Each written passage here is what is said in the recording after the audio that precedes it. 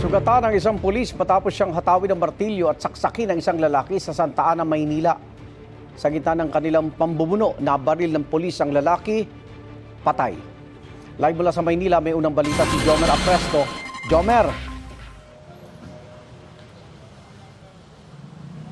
Igan, good morning. Hindi na umabot ng buhay sa ospital ang isang lalaki matapos siyang mabaril ng isang pulis sa Santa Ana, Maynila. Pero ang pulis rumesponde lang daw sa sumbong ng asawa mismo ng nabaril niya. Patay ang isang lalaki matapos mabaril ng isang pulis corporal sa barangay 898 sa Punta Santa Ana, Maynila mag-aalas 11 kagabi. Ang lalaki unang inireklamo ng kanyang asawa ayon sa barangay.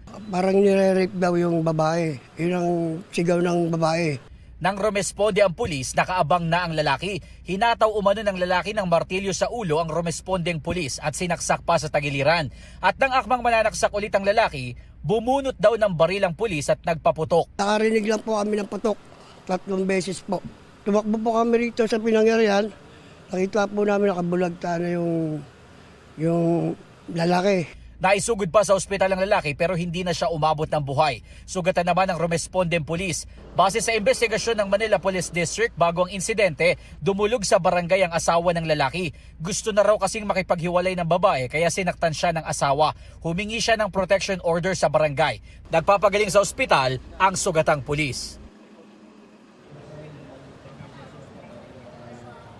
Igan, patuloy pa nating hinihintay ang opisyal na pahayag ng Manila Police District. Sinisikap din natin na makuha ang pahayag ng asawa ng lalaki para mabigyang linaw ang nangyari sa likod ng pamamaril na naging resulta ng pagkamatay ng kanyang asawa.